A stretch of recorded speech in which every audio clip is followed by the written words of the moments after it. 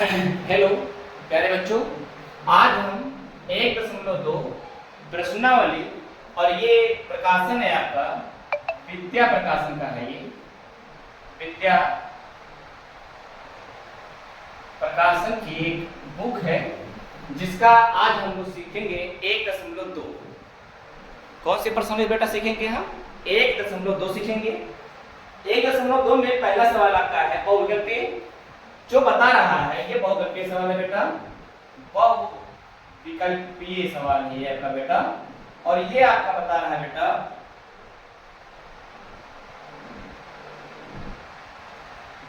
ये आपका बता रहा है कि शून्योत्तर परिमेय संख्या और एक अपरिमेय संख्या का गुणनफल क्या होता है। शून्योत्तर परिमेय संख्या और एक अपरिमेय संख्या का गुणनफल क्या होता है? तो शून्येतर परिमेय संख्या और एक अपरिमेय संख्या का गुणनफल बेटा सदैव ही अपरिमेय संख्या होता है। सदैव क्या होता है बेटा? इसका बी वाला जो टिक है उसको लगा लेंगे और लिख देंगे सदैव क्या होता है? अपरिमेय संख्या ही होता है। सदैव अपरिमेय संख्या होता है। बहुविकल्पीय है। पहला सवाल है कि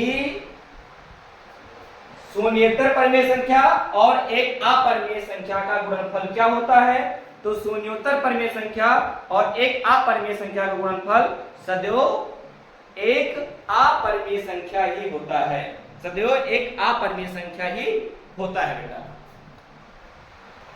दूसरा बेटा आपका है कि अतलघुत्तरीय, इसको बेटा हम कर रहे हैं। दूसरा क्वेश्चन जो आपका है बेटा अतलघुत्तरीय प्रश्न, अतलघुत्तरीय प्रश्न है बेटा। अतलघुत्तरीय प्रश्न में पहला सवाल आपका है बेटा कि सिद्ध करो। क्या करना है बेटा? सिद्ध करना है कि सिद्ध करो, सिद्ध करो कि √5 एक अपरिमेय संख्या है। √5 क्या है? एक अपरिमेय संख्या है। इसको हमें बेटा क्या करना है? सिद्ध करना है कि √5 एक अपरिमेय संख्या है। तो चलो इसको हम सॉल्व करते हैं। क्या करेंगे हम? क्या करेंगे हम? यहां पर हम नोट करेंगे। तो सबसे पहले हम क्या करेंगे? यहां डालेंगे हल। क्या डालेंगे बेटा? हल करेंगे और लिखेंगे कि माना कि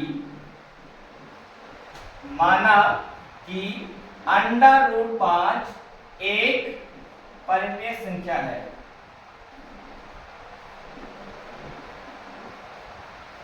परिमेय संख्या है।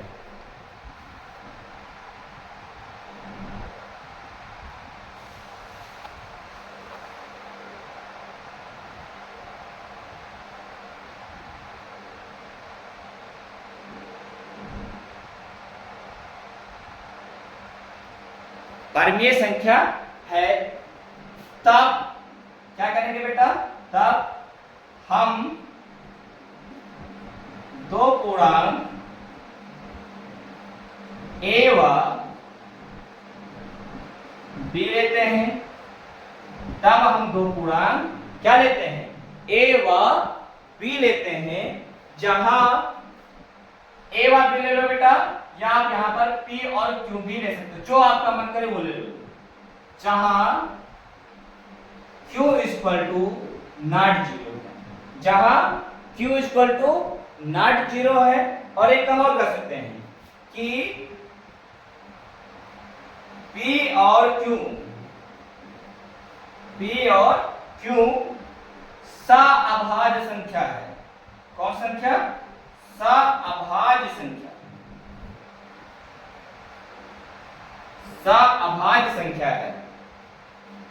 तो जब सअभाज्य संख्या है तो यहां पर हम क्या कर देंगे बेटा? यहां पर हम इसको ऐसे लिख सकते हैं कि P/Q √5। अब हम क्या करेंगे? दोनों पक्षों में वर्ग करने पर, या इसको अभी हम इसको थोड़ा सा और साफ कर सकते हैं। इसको इससे गुणा कर दो, कैंची गुणा कर सकते हैं इसको। तो कितना आ जाएगा बेटा आपका, ये आ जाएगा p बराबर अंडर रूट 5q आ जाएगा, अंडर रूट 5q आ जाएगा बेटा।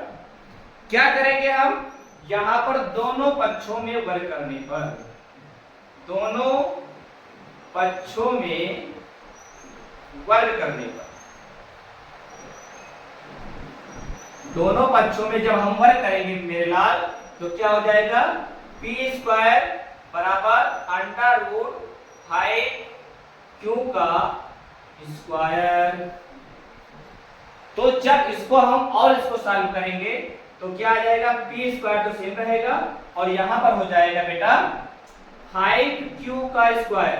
कैसे हो जाएगा, जब हम अंडर रूट 5q गुणे अंडर रूट 5q को 2 बार गुणा करेंगे तो अंडर रूट तो हट जाता है, तो हो जाएगा 5 और ये क्या हो जाएगा, q का स्क्वायर यानी 5q स्क्वायर हो जाएगा।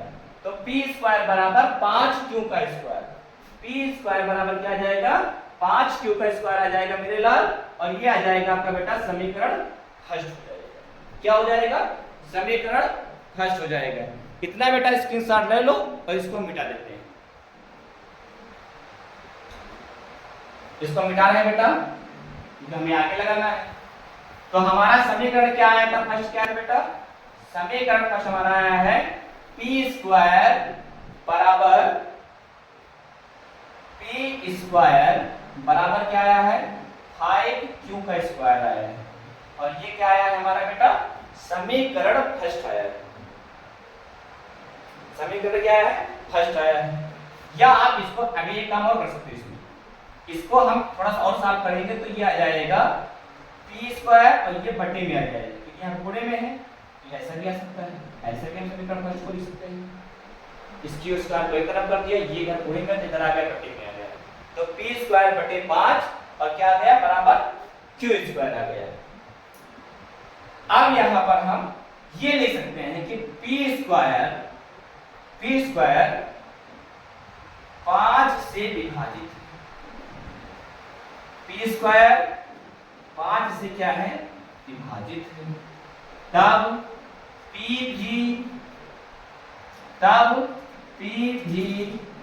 5 से विभाजित होगा,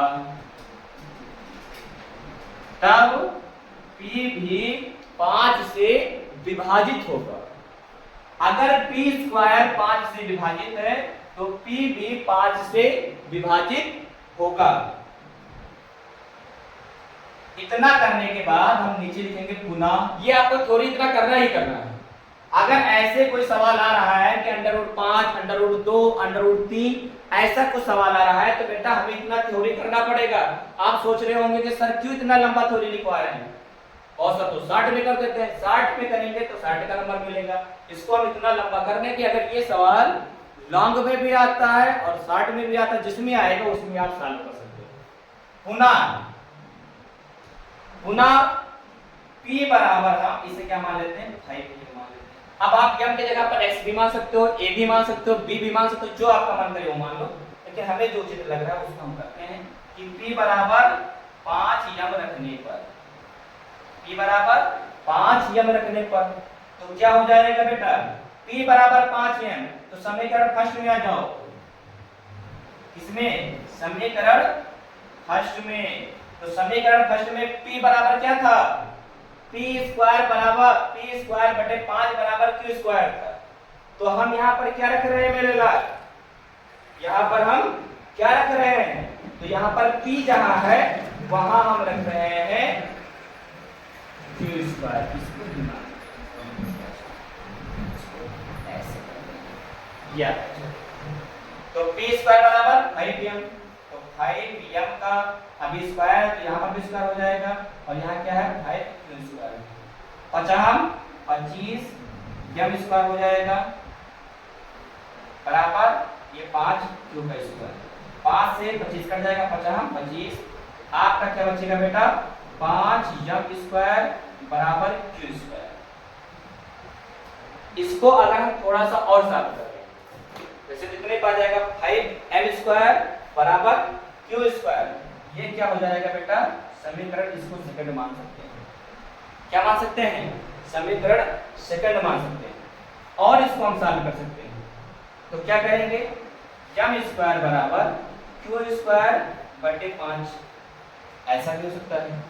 अब यहाँ पर जिस प्रकार से पहले हमने किया था कि p स्क्वायर जो विभाजित था, इसी प्रकार से यहाँ q स्क्वायर किससे विभाजित है, 5 से विभाजित है। 5 से विभाजित है। कोई क्वेश्चन हो बेटा तो कमेंट में डालो, फटाक से डाल दो, उसमें कैप्चर कर लेते हैं हम लोग। क्यू स्क्वायर किससे विभाजित है, 5 से विभाजित है, तब क्यू भी 5 से विभाजित होगा। इतना हो गया तो इसको नोट कर लो। ये अगर आपको समझ में आ रहा हो तो इसको नोट कर लो और इसको स्क्रीनशॉट या तो ले लो तो नोट कर लो, इसको हम मिटा देंगे, इसको रब कर देंगे। हमारा कितना आ गया, समीकरण सेकंड क्या आया था, समीकरण फर्स्ट हमारा आया था p स्क्वायर बराबर q स्क्वायर और सेकंड क्या आया था हमारा m स्क्वायर बराबर क्या आया था q स्क्वायर बटे 5। इसको 9 शाम करेंगे तो कितना आ जाएगा। अब यहाँ पर हम लिखेंगे, यहाँ पर हम लिख सकते हैं कि समीकरण फर्स्ट एवं सेकंड, समीकरण फर्स्ट एवं सेकंड के यस्यक या का यस्यक किसके बराबर नहीं, 1 के बराबर नहीं। क्यों नहीं है, हमने माना था कि p और q दो सहभाज्य संख्या, लेकिन यहाँ पर सहभाज्य वाली बात खत्म हो गई, क्योंकि आपको हमने बताया था कि सहभाज्य संख्या किसे कहते हैं, जिसका यस्यक 1 आए, लेकिन यहाँ पर दोनों का यस्यक क्या आ रहा है, 5 आ रहा है, क्योंकि वो जब विभाजित हो रही है 5 से तो इसका यस्यक क्या आएगा बेटा, 5 आएगा। तो दोनों का यस्यक जब 5 आएगा तो एक वाले को कोई सवाल ही नहीं बचता है। तो यानी समीकरण फर्स्ट और समीकरण सेकंड दोनों का यस्यक कितना है, 1 नहीं है। तो जब 1 है नहीं तो ये संख्याएं सहभाज्य नहीं है। तो हम यहाँ पर लिख देंगे कि अतः हमारी कल्पना गलत सिद्ध हुई। सिंपल सी बात, खत्म थोड़ी। हमारी कल्पना क्या हुई, गलत सिद्ध होती है। ये बेटा आपका पहला सवाल लग गया। अब अगर ये √5 है, अगर √2 हो, √3 हो, √7 हो तो सेम ऐसे लगेंगे, सेम ऐसे ही सारे सवाल लगेंगे कि समीकरण फर्स्ट एवं सेकंड का यस्यक इक्वल टू क्या है, बराबर नहीं है 1 का। तो अतः हमारी कल्पना क्या होती है बेटा, गलत सिद्ध होती है। और ये आपका बेटा सवाल प्रूव कर दिया हमने, सवाल लग गया। तो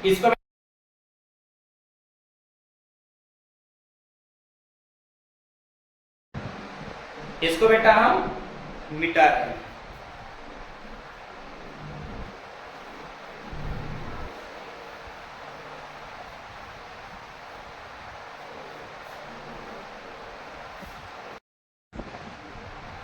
तो बेटा अब अगला नेक्स्ट सवाल आपका है, दूसरा सवाल है कि सिद्ध करो कि किसी भी आभास धनात्मक पूर्णांक p के लिए √p क्या है, एक अपरिमेय संख्या है। √p क्या है बेटा, अपरिमेय संख्या है। तो इसके लिए क्या करेंगे बेटा, हम कुछ थ्योरी को लिखेंगे, फिर वही थ्योरी यहाँ पे बेटा डालेंगे हम हल और फिर चालू कर देंगे। हम लिखेंगे माना कि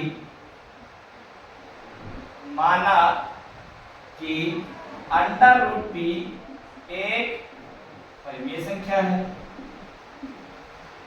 कौन संख्या है बेटा, परिमेय संख्या है। तब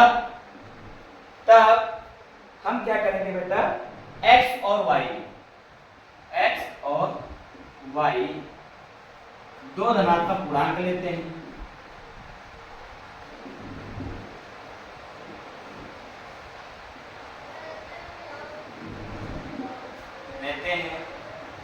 जहां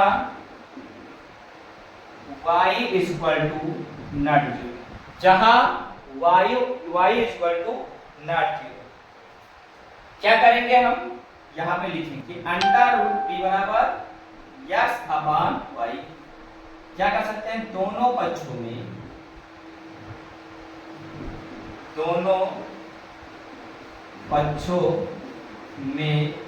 क्या करने पर, वर्ग करने पर। दोनों पक्षों में क्या करने पर बेटा, वर्ग करने पर। तो क्या हो जाएगा जब वर्ग करेंगे, तो ये हो जाएगा p बराबर X square upon Y square हो जाएगा, X square upon Y square. इसको हम कैसे गुणा कर देंगे, तो क्या हो जाएगा बेटा, p वाई स्क्वायर बराबर X square, p Y square बराबर एक्स स्क्वायर। तो ऐसा जब हो जाएगा तो यहाँ पर हम लिख सकते हैं कि, यहाँ पर लिख सकते हैं कि, लिख क्या लिख सकते हैं बेटा, कि p वाई स्क्वायर को क्या करता है, विभाजित करता है।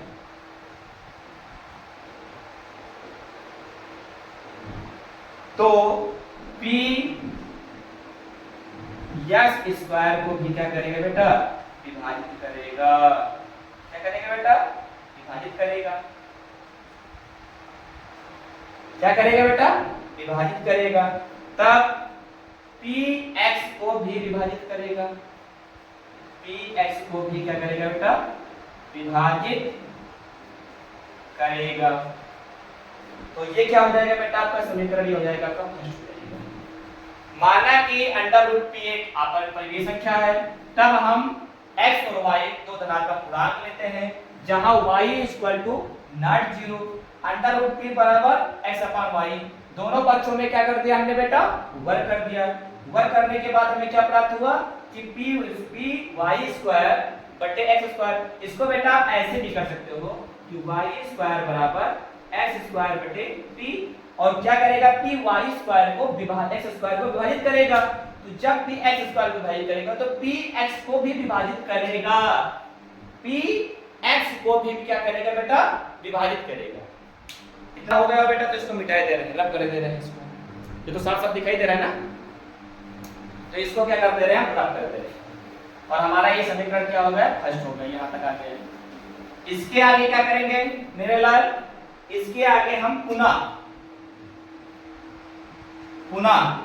क्या करेंगे, x बराबर p के लेते हैं,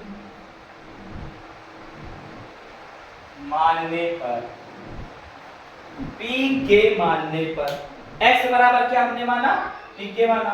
और हमारा समीकरण फर्स्ट आया क्या था, समीकरण हमारा फर्स्ट आया था कि p, यहाँ p वाई स्क्वायर बराबर एक्स स्क्वायर आया था। अब जहां पर x बराबर p के है, तो यानी x स्क्वायर यहाँ पर, तो हम यहाँ पर क्या मान दे रहे हैं, p के मान दे।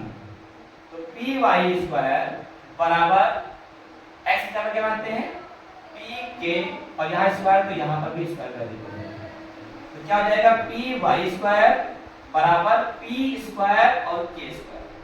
ये p से ये p कट गया, तो यहाँ पर बचा केवल एक p। तो y स्क्वायर बराबर p k स्क्वायर। y बराबर क्या आ गया बेटा, p k स्क्वायर आ गया। अब यहाँ पर भी सेम वही चीज लिख सकते हैं कि अगर इसको हम लेकर आए तो इधर ऐसे बता सकते हैं कि y स्क्वायर बटे p बराबर k स्क्वायर। यहाँ लिख सकते हैं कि p वाई स्क्वायर को विभाजित करेगा,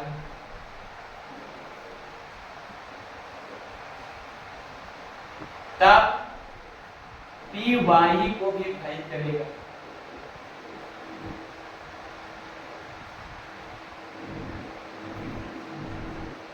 ठीक है ना बेटा, p वाई को भी क्या करेगा मेरे लाल, विभाजित करेगा। ये हो गया आपका समीकरण सेकंड हो गया। अब समीकरण फर्स्ट और समीकरण सेकंड से, समीकरण फर्स्ट व सेकंड से हमें क्या प्राप्त हुआ कि p x और y दोनों पक्षों को विभाजित करता है। p x और y दोनों पक्षों को क्या करता है, विभाजित करता है। p x और y दोनों उभयनिष्ठ होंगे, p x और y दोनों का क्या होगा, उभयनिष्ठ होगा। तो x और y समान संख्या नहीं है। यहाँ पर क्या लिख सकते हैं, सीधा सा सिंपल सा कि p अब ये बताइए x और y का यस्यप क्या है? यस्यप इसका एक नहीं आएगा। तो जब इसका यस्यप एक आएगा नहीं तो ये सहअवाच्य संख्या है नहीं। तो जब यह सहअवाच्य संख्या है नहीं तो अतः हमें इस तथ्य का विरोधाभास प्राप्त होता है। यहां पर हम छोटे में लिखे दे रहे हैं कि अतः हमें यह हमारी कल्पना गलत सिद्ध हुई। क्या सिद्ध हुई बेटा? गलत सिद्ध हुई कि √p एक अपरिमेय संख्या ही है। इतना समझ में आया हो बेटा? तो इसको बताओ, इसको मिटा दे रहे। सेम जैसा फर्स्ट सवाल था उसी थ्योरी पर ये सेकंड सवाल लगा है। इतना समझ में आ गया बेटा? तो इसको मिटा दे रहे। अब बेटा नेक्स्ट सवाल है आपका तीसरा कि दिखाओ कि 5 + √3 एक अपरिमेय संख्या है। 5 + √3 क्या है मेरे लाल? अपरिमेय संख्या है। तो इसको कैसे हम सॉल्व करेंगे? तो इसको वही थ्योरी से यहाँ पे हम मानेंगे कि माना कि 5 + √3 एक क्या है बेटा? परिमेय संख्या है। कौन संख्या है? परिमेय संख्या है। तब हम दो पूर्णांक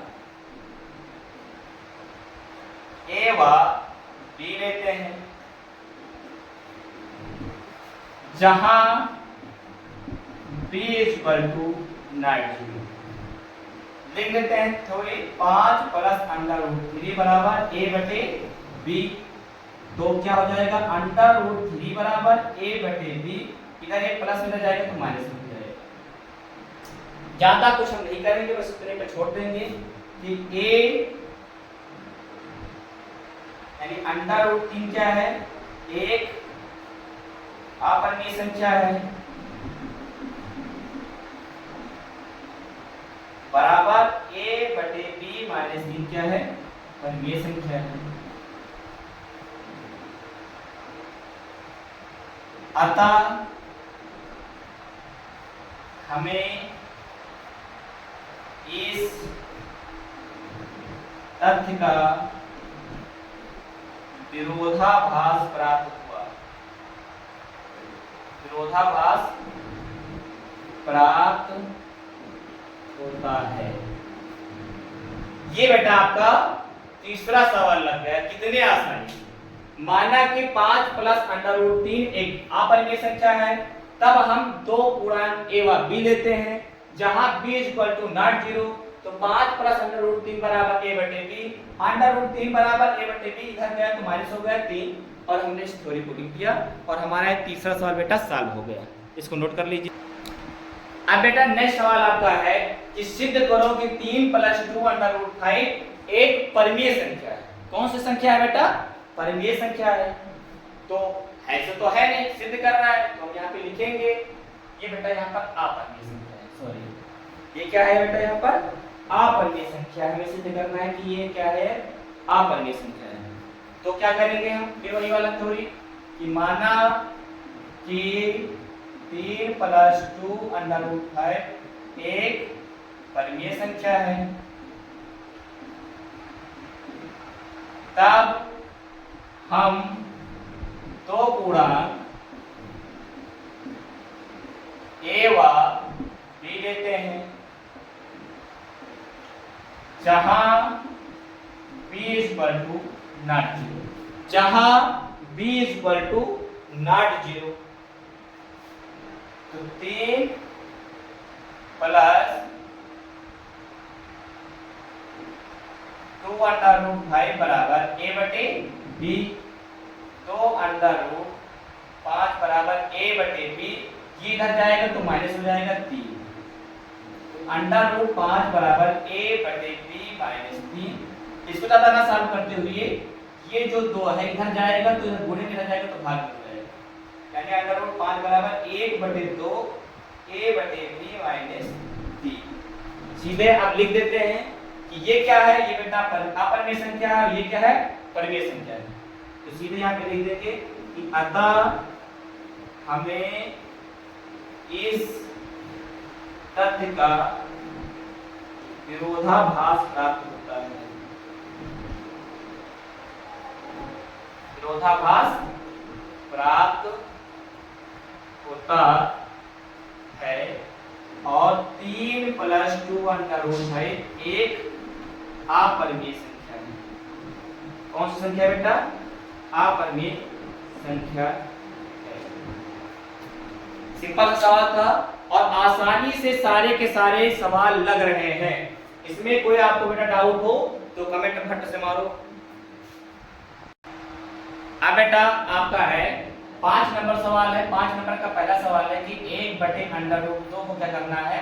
सिद्ध करना है कि यह एक अपरिमेय संख्या है। तो क्या करेंगे बेटा? हम यहाँ पर लिखेंगे कि माना कि 1/√2 एक परिमेय संख्या है, तब हम दो पूर्णांक a व b लेते हैं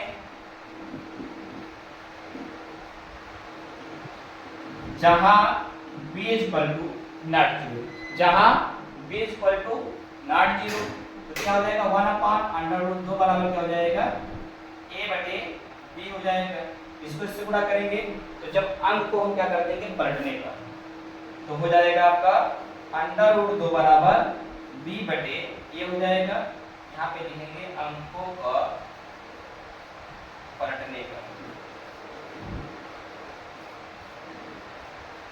तो परिमेय संख्या बराबर अपरिमेय संख्या। संभव तो है नहीं, या लिखेंगे अतः हमारी कल्पना गलत सिद्ध हुई। गलत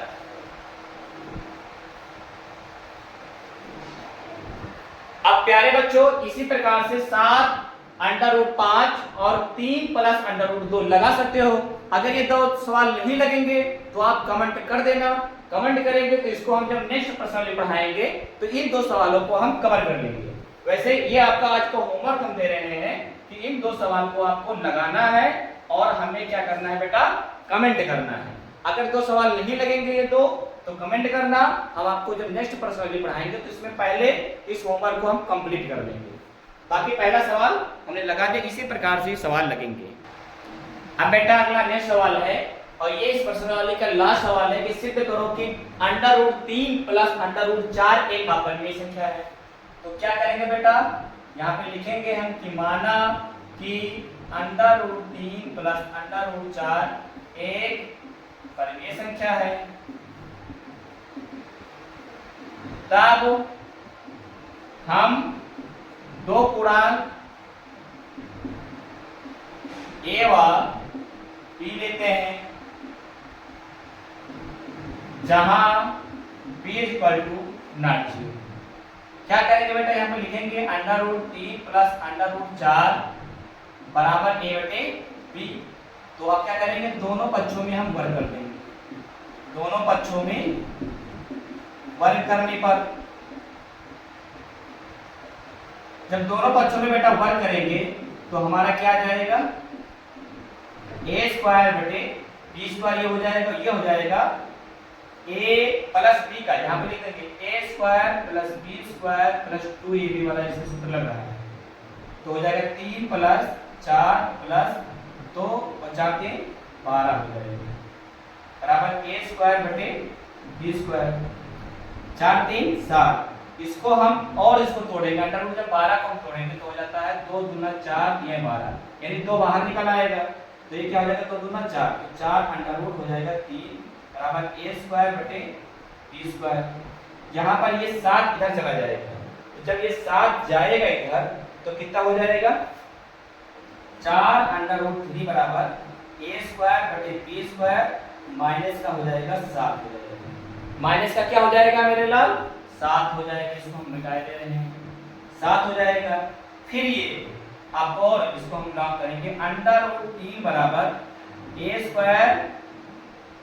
b² माइनस का 7 और इसको आप सीधे लिखो, ज्यादा थोड़ी ना बढ़ाओ, जिसको आप ये घुरे में इधर जाएगा तो बटे में बटे 4 हो जाएगा। तो ये क्या हो जाएगा बेटा, परिमेय संख्या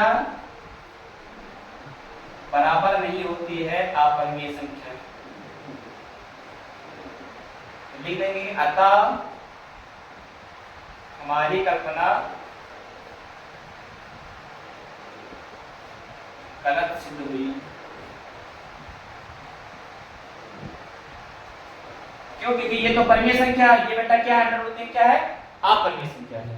तो √3 प्लस √4 क्या है बेटा, अपरिमेय संख्या हो जाएगा। इसी प्रकार से हम लोगों ने 1.2 के विद्या प्रकाशन की बुक से सारे सवाल एक एक करके देख लिए हैं। सारे सवाल में हमको लगता है कि आपको कोई दिक्कत नहीं होगा। अगर आपको कोई दिक्कत हो रहा है तो आप कमेंट कर सकते हो, और इस वीडियो को देखने के बाद आप इस चैनल को सब्सक्राइब कर देना और बेल आइकन को जरूर दबा देना।